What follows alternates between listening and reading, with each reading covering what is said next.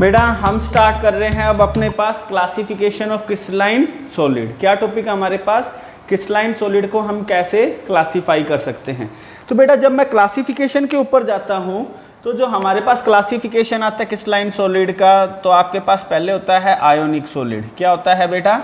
Ionic solid. दूसरा क्या होता है आप लोगों के पास? Molecular solid. बेटा थर्ड क्या दे रखा है आप लोगों के पास? Covalent solid. और लास्ट दे रखा है बेटा मेटेलिक सॉलिड। लास्ट क्या दे रखा है आप लोगों के पास? Metallic solid. ये क्या दे रखे हैं आप लोगों के पास? Classification of crystalline solid. ये है क्रिस्टलाइन सॉलिड्स का क्लासिफिकेशन। बेटा मैं डिस्कस करता हूं इसमें फर्स्ट टॉपिक, और वो क्या दे रखा है आप लोगों के पास? Ionic solid. क्या दे रखा है? Ionic solid.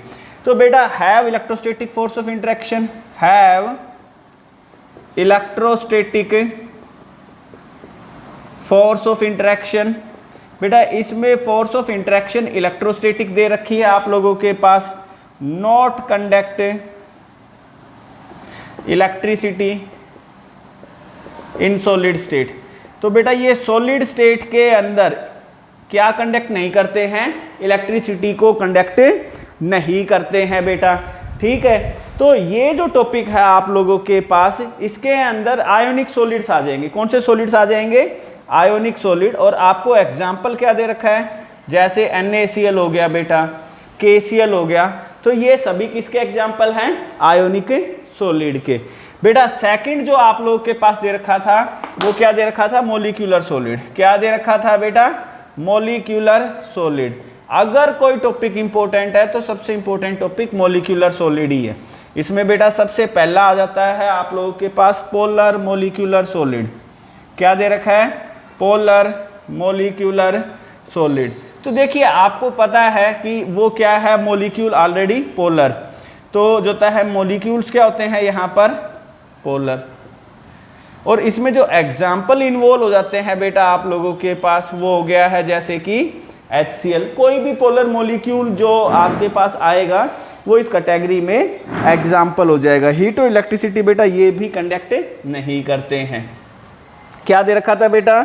Not conduct electricity, not conduct electricity. तो ये इलेक्ट्रिसिटी को कंडक्ट नहीं करते हैं बेटा। फिर पोलर के बाद बेटा सेकंड है नॉन पोलर। क्या दे रखा है? Non polar molecular solid. तो बेटा जो नॉन पोलर मॉलिक्यूलर सॉलिड होता है उसके अंदर क्या होते हैं? नॉन पोलर मॉलिक्यूल्स होते हैं। अब बेटा नॉन पोलर मॉलिक्यूल्स का क्या मतलब होता है? जिसमें पहले से ही डाइपोल मूवमेंट नहीं होता। ये भी इलेक्ट्रिसिटी कंडक्ट नहीं करते। नॉट कंडक्ट इलेक्ट्रिसिटी, ये इलेक्ट्रिसिटी को कंडक्ट नहीं करते हैं। बेटा इसके अंदर जो एग्जाम्पल आ रहा है आप लोगों के पास वो क्या दे रखा है? अगर मैं एग्जाम्पल पर जाऊं, जैसे कार्बन डाइऑक्साइड हो गया, जैसे दे रखा है बेंजीन, जैसे दे रखा है हाइड्रोजन, नाइट्रोजन। तो बेटा ये किस कैटेगरी के अंदर आप लोगों के पास एग्जाम्पल आ जाते हैं? नॉन पोलर मॉलिक्यूलर सॉलिड में। आप लोगों के पास बेटा एग्जाम्पल पूछे जा सकते हैं, इसीलिए ये इंपॉर्टेंट दे रखे हैं। आपके पास मीथेन हो गया, आयोडीन हो गया है। बेटा सी हम लोगों ने डिस्कस करना है अब हाइड्रोजन बॉन्डेड मॉलिक्यूलर सॉलिड। क्या है next? Hydrogen bonded molecular solid. तो अगर मैं हाइड्रोजन बॉन्डेड मॉलिक्यूलर सॉलिड के ऊपर जाता हूं बेटा, तो यहाँ पे क्या होता है? Involve hydrogen bonding, hydrogen bonding involve होती है। ये भी बेटा इलेक्ट्रिसिटी को कंडक्ट नहीं करते हैं। Not conduct electricity, not conduct electricity. बेटा हाइड्रोजन बॉन्डिंग किस में हो सकती है? तो आप लोगों के पास बेटा एग्जाम्पल है हाइड्रोजन फ्लोराइड हो सकता है, अमोनिया हो सकता है, या हो सकता है वाटर। ये क्या दे रखे हैं आपके पास? Hydrogen bonded molecular solids. क्या दे रखे हैं? Hydrogen bonded molecular solids. बेटा नेक्स्ट है कोवेलेंट या नेटवर्क सॉलिड। क्या दे रखा है? कोवेलेंट या नेटवर्क सॉलिड। तो कोवेलेंट या नेटवर्क सॉलिड काफी इंपॉर्टेंट टॉपिक है। कोवेलेंट सॉलिड, इसको आप लोग दूसरा नाम क्या देते हैं? Network solid. क्या देते हैं इसको बेटा? Network solid. कोवलेंट सॉलिड या नेटवर्क जो सॉलिड होते हैं इनके अंदर यहां पर क्या होता है, नेटवर्क। ठीक है, तो आपके पास क्या कहते हैं, number of molecules combine with each other, एक दूसरे से बेटा नंबर ऑफ मॉलिक्यूल्स यहां पर जुड़े हुए होते हैं।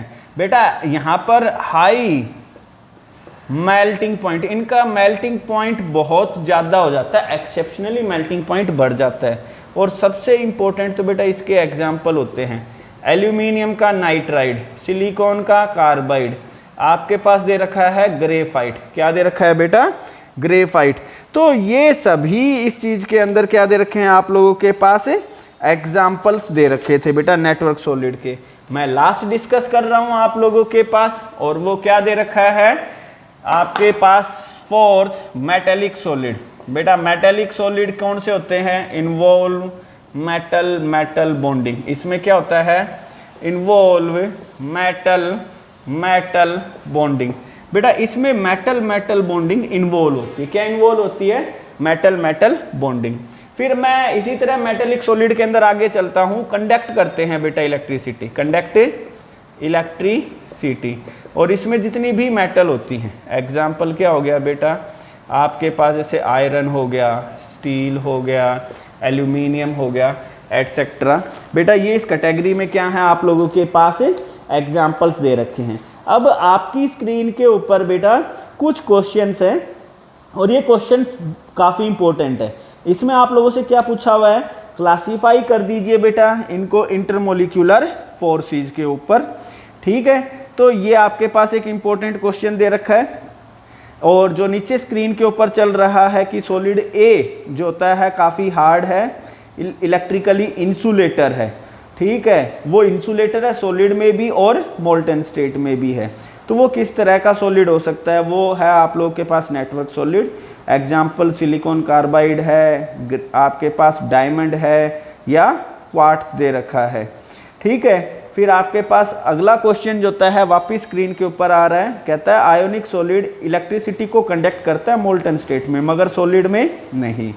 तो आपके पास क्या आंसर आता है इसका, क्योंकि इन सॉलिड स्टेट जो आयंस हैं वो टाइटली हेल्ड हैं। आयंस है वो क्या है बेटा, टाइटली हेल्ड है, तो इसलिए वो फ्रीली अवेलेबल नहीं है, इलेक्ट्रिसिटी को कंडक्ट नहीं करते। जबकि सॉलिड जो मोल्टन स्टेट में वो फ्री टू मूव है, इलेक्ट्रिसिटी को कंडक्ट करते हैं। बेटा अगला पॉइंट जो क्वेश्चन आपकी स्क्रीन के ऊपर, और वो दे रखा है कौन से ऐसे सॉलिड्स हैं जो इलेक्ट्रिसिटी को कंडक्ट करते हैं। ठीक है, और नेक्स्ट है मैलिएबल डक्टाइल, तो वो मेटेलिक ही सॉलिड हो गए हैं बेटा। यहाँ पर जो उसने नेक्स्ट पॉइंट जो दिया था वो इस चीज़ को स्पेसिफाई कर रहा था कि हमारे पास किस प्रकार का क्वेश्चन यहाँ पर आ सकता है। ठीक, आपकी स्क्रीन के ऊपर बेटा फिर क्वेश्चन चल रहा है, इसमें आप लोगों ने सॉलिड्स को बताना है आयोनिक, मेटेलिक, मॉलिक्यूलर और जो होता है नेटवर्क एंड अमोर्फस सॉलिड के बेसिस के ऊपर। तो ये सभी आपकी स्क्रीन के ऊपर क्वेश्चंस थे जो आप लोगों ने सोल्व करने थे बेटा। अब मैं इससे आगे चल रहा हूं और हमारा टॉपिक स्टार्ट होता है स्पेस लैटिस और यूनिट सेल। क्या स्टार्ट हो जाता है बेटा, space lattice and unit cell. तो बेटा स्पेस लैटिस क्या है, तो आप लोगों के पास क्या बोला गया है कि 3 डायमेंशन रीजन के अंदर, 3 डायमेंशन रीजन बेटा जिसमें एक्स एक्सिस हो, वाई एक्सिस और क्या हो, जेड, जिसमें 3 एक्सिस हो, एक एक्स एक्सिस, एक वाई एक्सिस और एक जेड एक्सिस। तो आपके पास 3 एक्सिस के अंदर अगर मैं पॉइंट्स को रेगुलरली अरेंज करूं तो आपको जो स्ट्रक्चर मिलेगी वो कहलाती है स्पेस लैटिस। क्या कहलाती है, स्पेस बेटा लैटिस। आप लोग इस टॉपिक को समझते हैं, स्पेस क्या होता है बेटा, 3 डायमेंशन रीजन, और लैटिस क्या होता है बेटा, पॉइंट। तो रेगुलर पैटर्न ऑफ क्या है, regular pattern of arrangement of points in 3 dimension reason.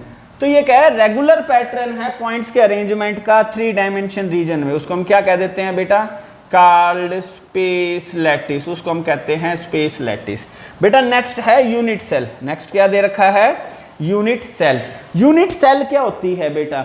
वो सबसे छोटी स्ट्रक्चर जिसको मैं बार बार रिपीट करूं तो मुझे कंप्लीट क्रिस्टल मिले। वो सबसे छोटी स्ट्रक्चर जिसको बार बार रिपीट करने पर मुझे क्या मिले? Complete structure. जैसे अगर घर बनाना है तो सबसे छोटी स्ट्रक्चर क्या है? ब्रिक, एक ईंट है। तो इसी तरह से यूनिट सेल क्या होती है? जो होता है smallest structure which on repetition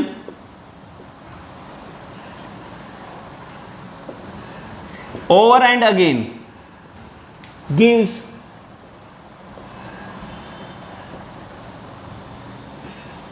complete crystal. जो बार बार रिपीट होने पर बेटा हमें क्या देती है? कंप्लीट क्रिस्टल दे देती है। वो क्या कहलाती है आप लोगों के पास? Unit cell. क्या कहलाती है बेटा? Unit cell. अब मैं डिस्कस कर रहा हूं आप लोगों के पास सेल पैरामीटर। क्या डिस्कस कर रहा हूं? Cell parameter. तो आप लोगों के पास स्टार्ट होते हैं सेल पैरामीटर्स। तो बेटा there are total 6 cell parameter. There are 6 cell parameters. तो बेटा हमारे पास टोटल कितने सेल पैरामीटर्स होते हैं? 6 है। और इसके अंदर आप लोगों के पास क्या दे रखा है? 3 तो होते हैं बेटा एक्सियल लेंथ, 3 तो होती है एक्सियल लेंथ, जिसके अंदर दे रखा है ए, बी एंड सी। और 3 होते हैं बेटा एक्सियल एंगल। 3 क्या दे रखे हैं? एक्सियल एंगल, जिसमें क्या दे रखे हैं? Alpha, beta and gamma. और क्या दे रखा है बेटा? Alpha, beta, gamma. तो 3 एक्सियल लेंथ है और 3 ही एक्सियल एंगल है। तो हम लोग अब डिस्कस करते हैं क्लासिफिकेशन। क्या डिस्कस करते हैं बेटा? क्लासिफिकेशन। तो आप लोग क्या कहते हैं? On basis of cell parameter unit cells classify into 7 crystal system.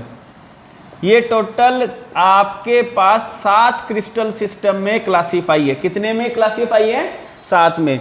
जब सेल पैरामीटर के बेसिस के ऊपर आप लोग यूनिट सेल को क्लासिफाई करते हैं तो उसको टोटल 7 कैटेगरीज में, मतलब 7 क्रिस्टल सिस्टम्स में हम उसको क्लासिफाई करते हैं। और ये ही सबसे इंपॉर्टेंट है। एक एक की स्ट्रक्चर बनाई जाएगी बेटा, कुछ समझना आप लोग। बेटा आप लोगों के पास स्टार्ट होता है सबसे पहले तो क्रिस्टल सिस्टम।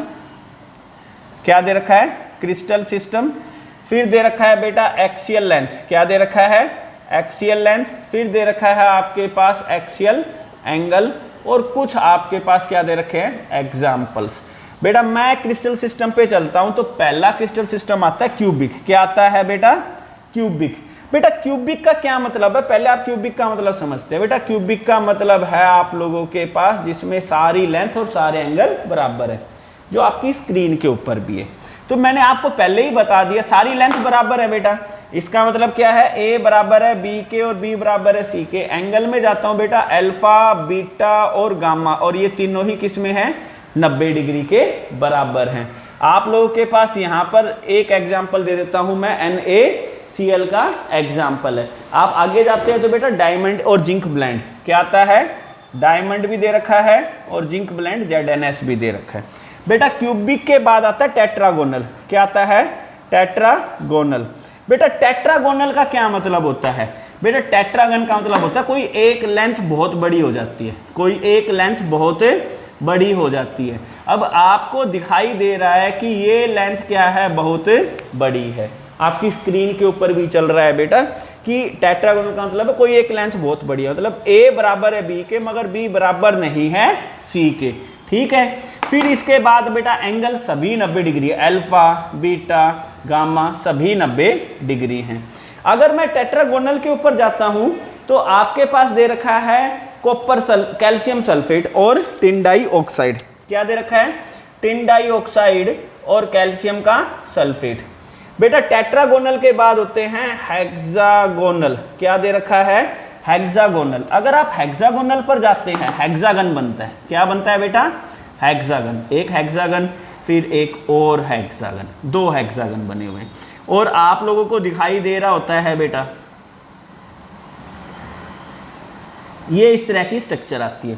तो इसमें एक लेंथ क्या आ रही है? बहुत बड़ी आ रही है। वैसे भी आपकी स्क्रीन के ऊपर हेक्सागन हमने दिखा रखा है। तो हेक्सागन के अंदर बेटा वही है, ए बी तो बराबर है, एक लेंथ बड़ी है, और बेटा ये एंगल भी कितना हो जाता है 120 डिग्री, एक एंगल भी कितना हो जाता है 120 डिग्री का। तो इसका मतलब अल्फा बराबर है बीटा के, वो है 90 डिग्री, और गामा कितना दे रखा है 120 डिग्री। और हेक्सागन के अंदर आप लोगों के पास क्या दे रखा है बेटा, ग्रेफाइट। क्या दे रखा है आप लोगों के पास, ग्रेफाइट।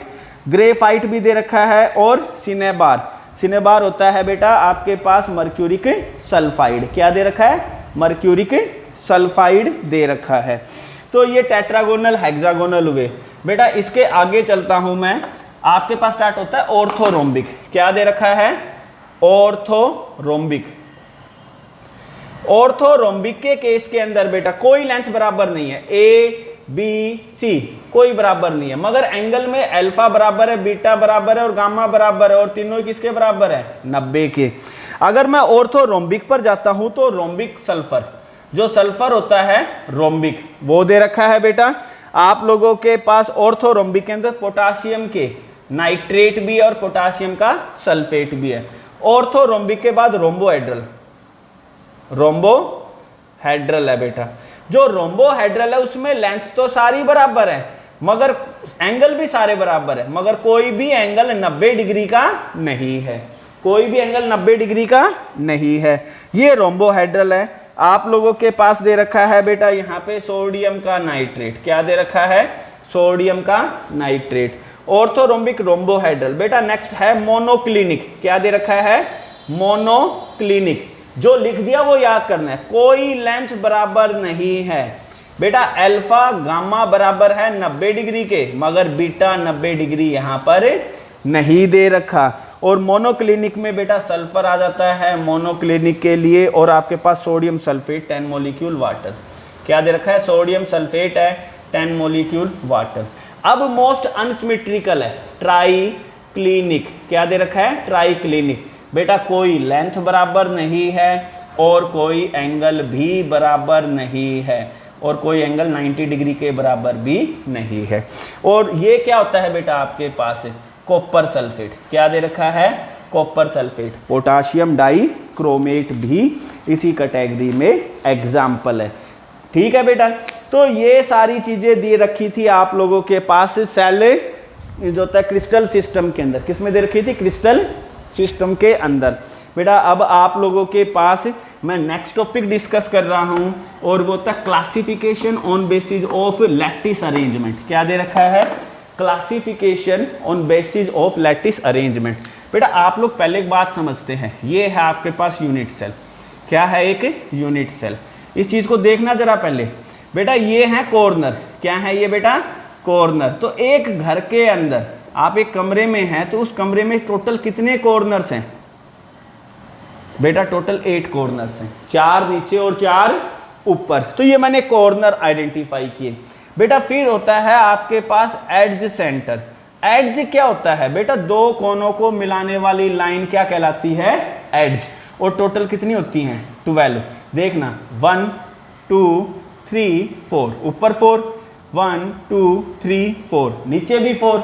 फिर ऊपर से नीचे मिलाने के लिए 1 2 3 4, 4 तिये 12, 12 एड्ज सेंटर। बेटा बॉडी सेंटर, बॉडी के कितने सेंटर हो जाते हैं आप लोगों के पास बेटा, एक बॉडी में तो एक ही सेंटर होगा ना।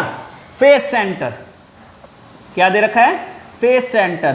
फेस सेंटर क्या होता है बेटा, जैसे कि हमारे सामने है ऊपर नीचे दाएं बाएं आगे पीछे। क्या है, ऊपर नीचे दाएं बाएं आगे और पीछे। टोटल 6 है, आप देख सकते हो बेटा। ये 1, ये 2, ये 3, ये 4, ये पीछे वाला और ये आगे वाला। 6 फेस सेंटर है बेटा। और एंड सेंटर क्या होता है, एंड सेंटर होता है आमने सामने वाली दीवारें। क्या होती है, सिर्फ आमने सामने, ऊपर नीचे या दाएं बाएं, सिर्फ यही होती है। टोटल एंड सेंटर कितने होते हैं, 2। कितने होते हैं, 2। तो मैं इन्हीं बेसिस के ऊपर आप लोगों के पास क्लासिफाई करता हूं on basis of lattice point arrangement. Lattice point के अरेंजमेंट के बेसिस के ऊपर बेटा आप क्लासिफाई करते हो किसको, यूनिट सेल को। तो पहला आता है प्रीमिटिव यूनिट सेल। क्या आता है, प्रीमिटिव यूनिट सेल। बेटा प्रीमिटिव यूनिट सेल कौन सी यूनिट सेल होती है मेरे पास those unit cells in which atoms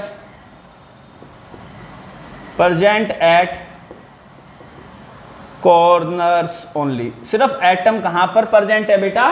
corner पर ही है और कहीं पर नहीं है। ये प्रिमिटिव है। फिर आ जाते हैं नॉन प्रिमिटिव यूनिट सेल। तो बेटा नॉन प्रिमिटिव यूनिट सेल कौन सी होती हैं? जिसमें अदर देन कॉर्नर, कॉर्नर तो है उसके साथ कुछ और भी। तो आपके पास those unit cells in which atoms present other than corner also, corners के अलावा भी प्रेजेंट हो। अब कॉर्नर के अलावा कहां पर प्रेजेंट हो सकते हैं? बोलिए जरा मेरे शेरों। पहला दे रखा है फेस सेंटर। क्या दे रखा है? Face centred cubic unit cell. तो आपके पास इसके लिए नीचे जो होता है, हम लोगों ने क्या दे रखा है? डायग्राम आप देख रहे हैं उसको। तो उसमें क्या होते हैं? एटम्स एट कॉर्नर और साथ में कहां होते हैं? फेस के सेंटर के ऊपर। बेटा इसी तरह से होता है आपके पास body centred cubic unit cell. तो बेटा बॉडी सेंटर के ऊपर तो हैं एटम्स, जो होता है वो कहां पर है? एट, एक तो है बॉडी सेंटर और साथ में है कॉर्नर्स। ठीक है बेटा। फिर है एंड सेंटर। क्या दे रखा है?